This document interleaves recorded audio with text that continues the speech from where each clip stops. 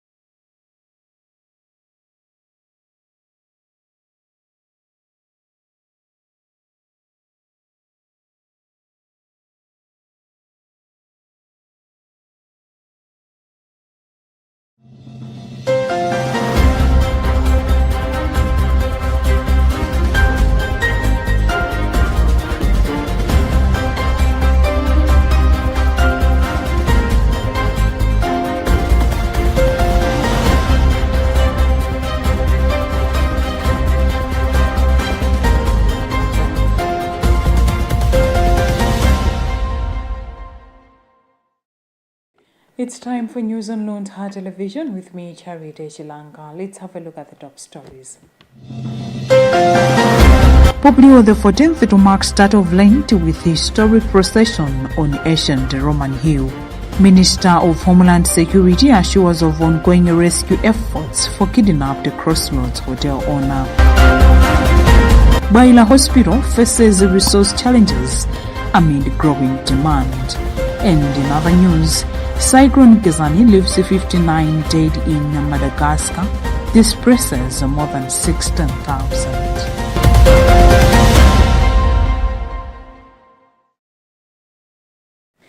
We do have the details to these and many other stories. Stay tuned. Pope Leo XIV will preside over the traditional Ash Wednesday procession and Mass on February 18th on Aventine Hill, a nation site of Christian pilgrimage and veneration for more than 1,500 years. The celebration marks the beginning of the Church's Lenten season, a period dedicated to prayer, fasting, and spiritual renewal in preparation for Easter. On the first day of the 40-day Lenten Station Church's pilgrimage, formerly instituted in the 6th century by Pope Gregory the Great and restored by Pope John the 23rd in 1959, the Pope leads a penitential procession from the Benedictine Church of Sant Asemo to the nearby Dominican Basilica of Santa Sabina. We have EWTN report being read in our studio by Emmanuel Georgia. This year, during the Mass, Pope Leo will impose ashes on the cardinals, symbolizing church collective entry into repentance and renewal.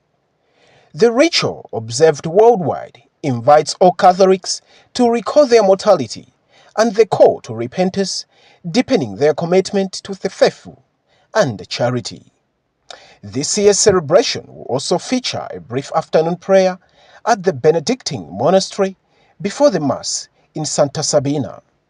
The 4th century basilica was entrusted to St. Dominic and the Order of the Preachers in 1219 by Pope Honorius III, establishing centuries-long Dominican presence at the site. Santa Sabina is renowned for preserving one of the oldest artistic depictions of the crucified Christ.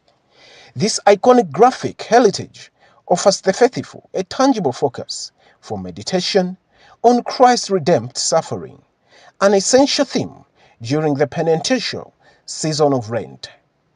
Pilgrims from Rome and beyond are expected to join the procession, reflecting endurance, appeal of this ancient Lenten observance. The event underscores the Church's emphasis on continuity, prayer, and communal witness amid the modest rhythm of the city's life. In his Lenten message, Pope Leo has recalled all Catholics to embrace the season with sincerity, encouraging acts of charity, prayer, and self-denial.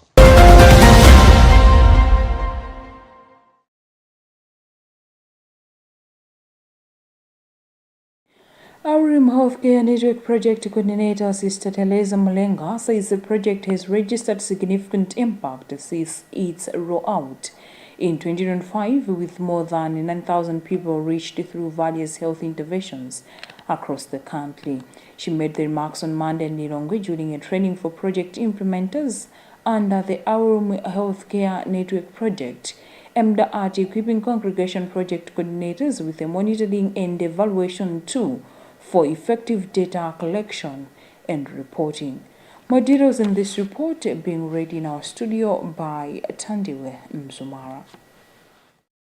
Sister Mulenga said the training focused on introducing a monitoring and evaluation tool that will help coordinators systematically collect data and provide credible feedback on activities being implemented on the ground. She said since the sisters began implementing the project in 2025, notable changes have been recorded in the communities served, but emphasized the importance of backing such achievements with verified data.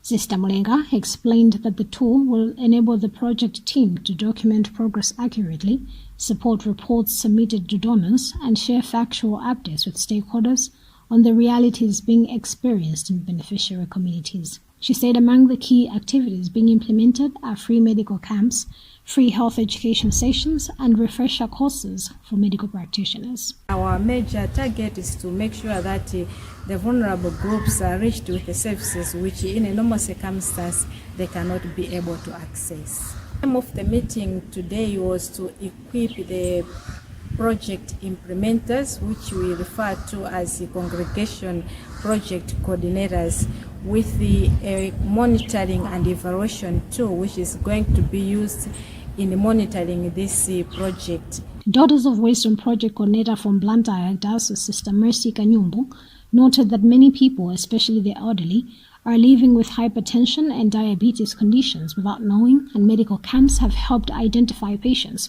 who were later referred to hospitals for further management. This is a tool which we are going to use in our monitoring and evaluation of our project. We need that tool to see where we were before and how are we doing now, and it will help us also to plan for our future activities. Hilton Healthcare Foundation Africa Programs Officer Sister Agnes Njeri commended the health network, saying the initiative is making a meaningful difference in reaching vulnerable people. She pledged continued collaboration to ensure that more underserved communities benefit from the services. Came here to bring resources to work with them, to partner with them in helping the most vulnerable. So we journey with the people until we see they are sustainable somewhere. They have reached somewhere for sustainability. Aurum Healthcare Network is one of the programs being run by the Association of Women in Religious Institutes of Malawi, Aurum. The initiative focuses on strengthening unity, collaboration, and quality delivery of healthcare services in institutions managed by religious sisters. Its major target is to ensure that vulnerable groups access essential health services, which they would otherwise be unable to receive under normal circumstances.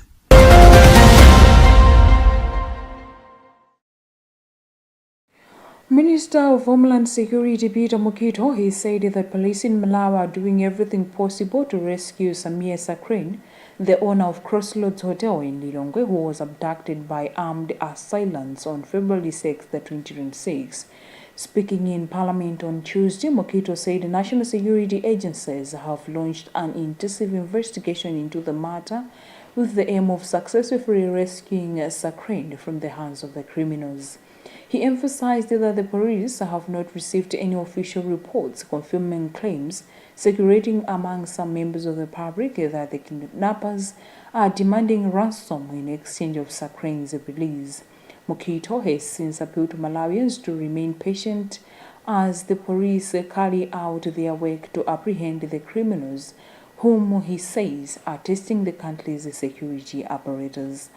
Mukito had this to say. I think on the issue of the abduction which occurred in Lilongwe, I must hasten to say that the police have been updating the nation. I think just about last week they issued a statement giving an update on that. But I think much as we are all anxious to know about the update. I think we also need again to consider the trauma which the family and the victim are going through. And at the same time, we are also mindful as a police service to make sure that the information which you give to the public is so accurate. But at the same time, we should not also threaten members of the public. Suffice to say that let Malawians be assured that we are on top of the investigations. And the clues are there, and when we make a breakthrough, the nation will be informed.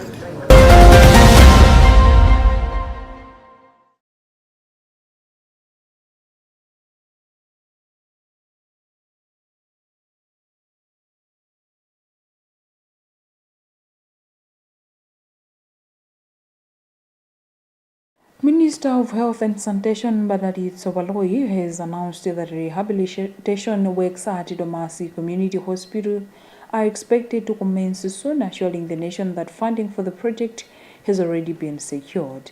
Waloi made the remarks during parliamentary deliberations while responding to a question raised by a member of parliament for Zomba Malosa, Grace Ekwerebeta, who sought clarification on the status of the project, particularly after the hospital was not included in the 2026-2027 national budget.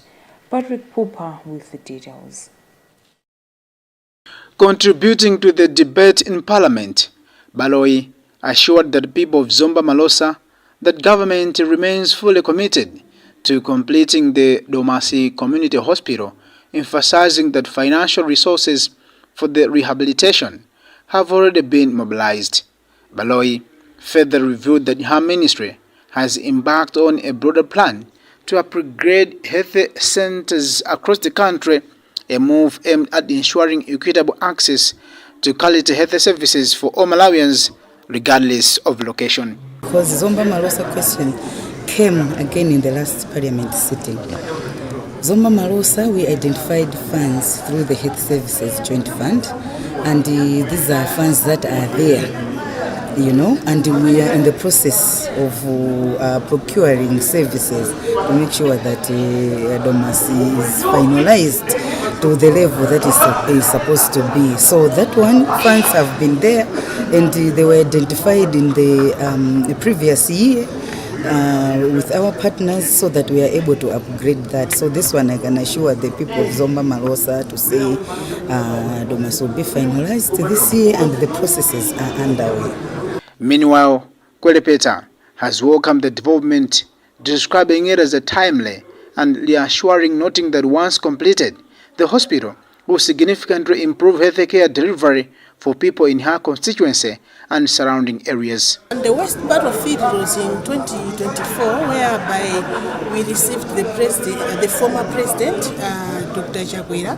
He said he was opening the hospital, but that hospital is not finished. It doesn't have windows and there's nothing actually.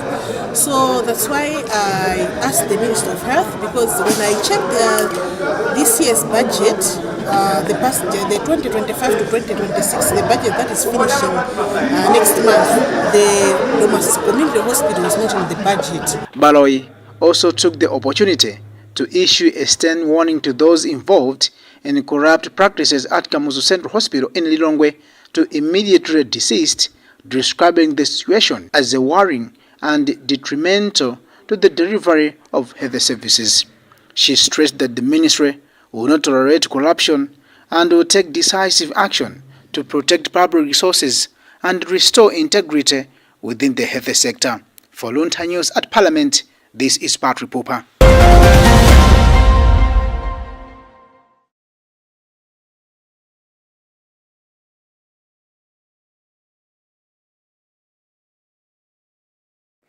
Lilongwe District Health Office Pharmacist in charge Benjamin Nishinoko says while a hospital is facing resource challenges due to high demand from patients in Lilongwe and surrounding areas.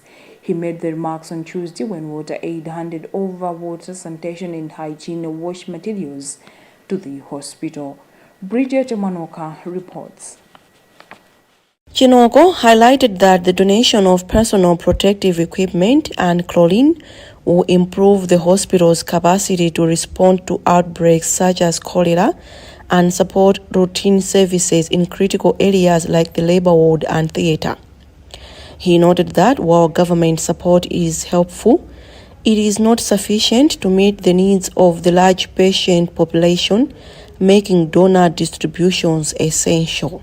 We have received this donation of personal protective equipment from WaterAid. It is going to help us, especially in the response of outbreaks like cholera and other conditions that we face at the hospital. WaterAid hygiene behavior change specialist Maria Soko explained that the donation was motivated by the impact of recent floods in Lilongwe, which destroyed water resources and exposed communities to unsafe drinking water. This year, if you've noted, Lilongwe is one of the districts that has been heavily affected by floods. So now we are talking of water resources being destroyed. People are drinking unsafe water. So for us, we thought that people have to drink safe water. That's why we thought it wise to donate chlorine. Then on top of that, most of the times you see that floods, they bring in cholera. So we wanted to be proactive in combating the spread of cholera. WaterAid has donated assorted sanitation and hygiene materials worth 14 million kwacha, including chlorine, mops, hand washing facilities, gumboots, and heavy-duty gloves. Bridget Mwanoka, Luntha News. You are watching news on Luntha television. Now a reminder of the top stories. Pope Leo XIV to mark start of Lent with historic procession on ancient Roman Hill. Minister of Homeland Security assures of ongoing rescue efforts for kidnapped Crossroads hotel owner. Baila Hospital faces resource challenges amid growing demand. And in other news, Cyclone Gazani leaves 59 dead in Madagascar, displaces more than 16,000.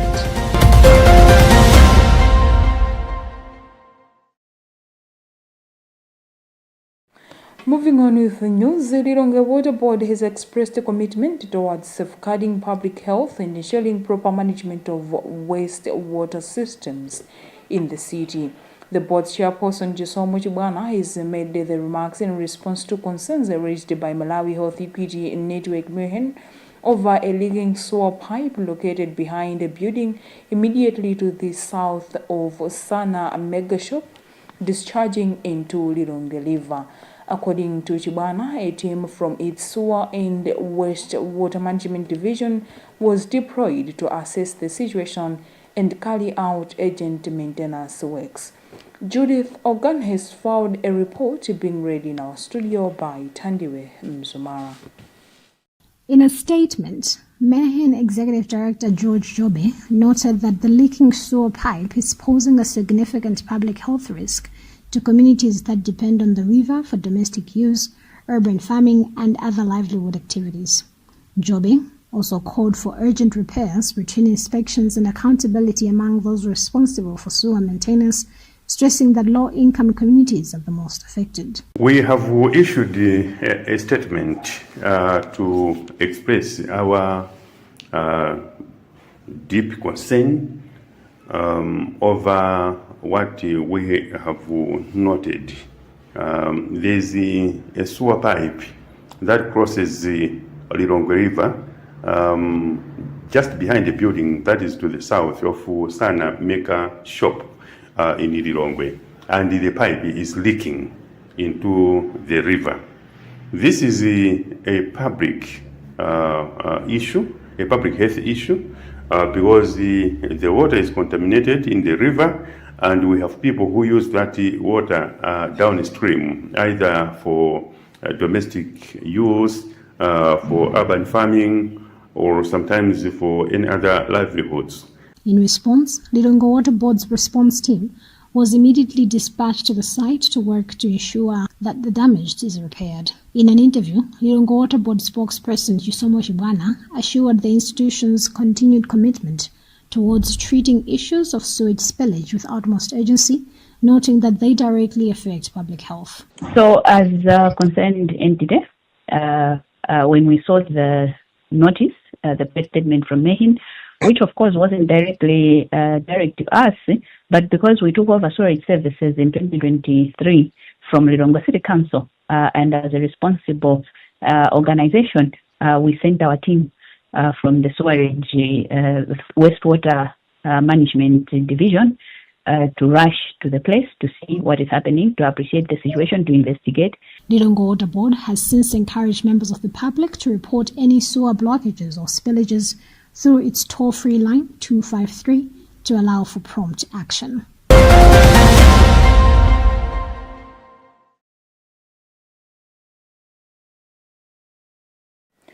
Chisankovo Board Chairperson Bishop Guilford Matonga has called for urgent electoral reforms, saying stakeholders must use findings from past elections to close legal and operational gaps, strengthen democratic processes, and avoid last-minute changes to electoral laws that can create uncertainty during election periods.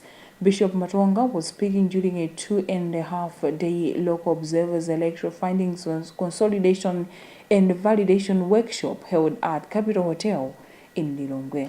More details in this report followed by Gift Kalonga.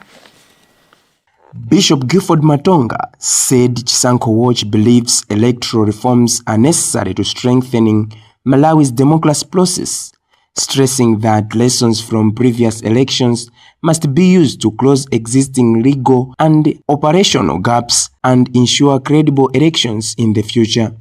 He added that Chisanko Watch is working with other institutions to identify challenges observed during elections and present evidence-based recommendations to key stakeholders, including Parliament and electoral bodies, to ensure smooth and transparent elections going forward. We're focusing on specific areas in the electoral observation and monitoring. And it means that there are certain areas that other institutions were not able to capture.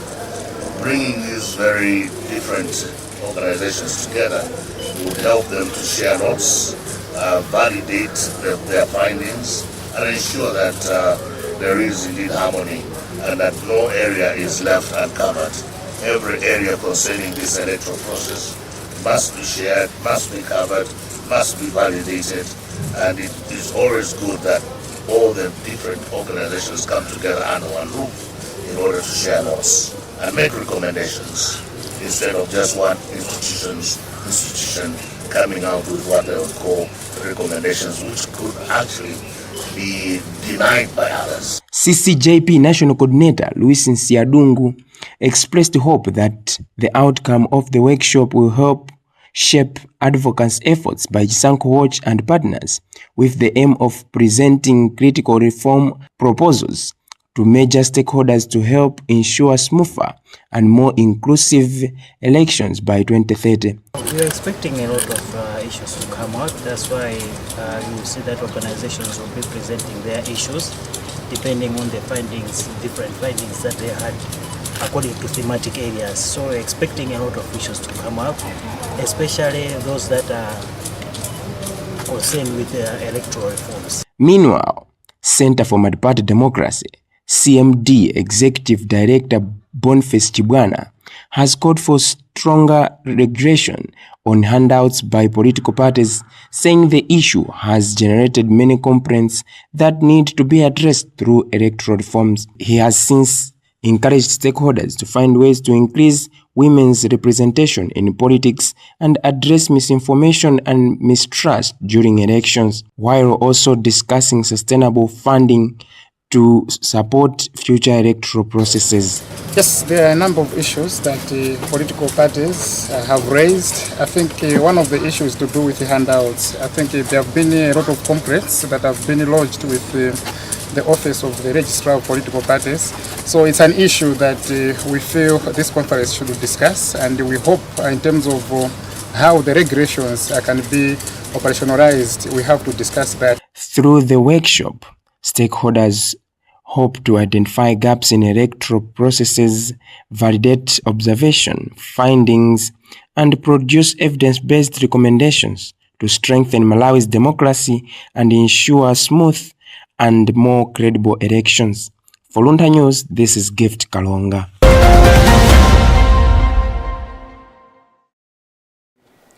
The Malawi Electoral Commission (MEC) has started the voter verification exercise in areas set to hold by-elections on March 17th, urging registered voters to confirm their names in the voters' register. The exercise is underway in constituencies including Mtakataka constituency, Rumpi Central constituency, Blantyre West constituency, among others. Constance Kantemeni has more in this report. MEC Chairperson Annabel Mtalimanja on Tuesday led monitoring of the process in Mtakataka, where voters are verifying their details at various centers ahead of polling day. Mtalimanja began the exercise in Matowe Ward, which has 3 inspection centers: Matowe Primary School, Bondo Primary School, and Mchezima Primary School. She later toured Mankamba Ward, where voters are verifying their details at Muwa School, Mankamba FP School, and Mseken FP School. In the northern region, MEC Commissioner Philip Kambulile inspected in Rumpi Central constituency, where he expressed dissatisfaction with the first day turnout, attributing the slow pace to rains affecting accessibility. So what is some if political representatives do not avail themselves in the centers, because we believe in transparency and accountability. So when they are there, we work together, and they are there even to help the processes that are taking place. But at the same time, they are there also to have the information to finish their parties or the people that are representing, because it includes the independent candidates. They need also to feature their representatives. MEC Commissioner Emmanuel Fabiano inspected the progress in Blantyre West constituency, where he urged the registrants to verify their names to be assured of taking part in the upcoming polls. Our impression, we have just started. What is critical is that as the Malawi Electoral Commission, we are set for the work today and tomorrow. And we are asking people and encouraging people that have registered to vote to verify their names in the voters' register. The by-elections will also be conducted in Kota, Liwalad's constituency, and 9 wards across the country. MEC says the verification window offers voters a final chance to confirm their details as the Commission intensifies preparations for the March 17 polls. For Luntha News in Lilongwe, this is Constance Kamtemen. And in news across the borders, at least 59 people have been confirmed dead after Cyclone Gezani struck Madagascar last week, making it one of the deadliest storms to hit the island nation this year. Authorities say assessments are still ongoing as emergency teams continue rescue and relief operations in the hardest hit districts. According to the country's National Bureau for Risk and Disaster Management, 16,428 people have been displaced, 15 remain missing, a total of 804 people were injured, and nearly 423,986 are classified as affected by the disaster. More details in this Reuters report, read by Addison Banda. Cyclone Gezani is the second most powerful storm to hit Madagascar in just over a week. It came only 10 days after Tropical Cyclone Fatia killed 14 people and forced more than 31,000 residents to flee their homes. The back-to-back disaster have severe pressure on the country's emergency response systems, increasing humanitarian needs across several regions. At its peak, Gezani recorded sustained winds of about 185 kilometers per hour, with gusts reaching nearly 270 kilometers per hour. The violent winds ripped metal sheets from rooftops, uprooted trees, destroyed roads and bridges, and disrupted electricity and communication networks. Several communities remain cut off due to flooding and debris. After crossing Madagascar, the cyclone moved westward into the Mozambican Channel, generating strong winds and waves up to 10 meters along the southern coast of Mozambique, according to the Mozambican weather authorities. Meteorological experts say the system curved back eastward over the channel and is forecast to make a second landfall in southwest Madagascar. Madagascar is frequently affected by tropical cyclones during the Indian Ocean cyclone season, which runs from November to April. However, experts warn that increasing storm frequency and intensity are raising concerns about climate-related risks and the country's long-term resilience.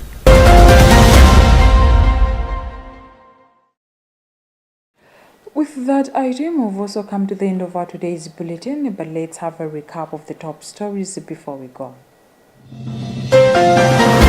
Pope Leo XIV to mark start of Lent with historic procession on ancient Roman Hill.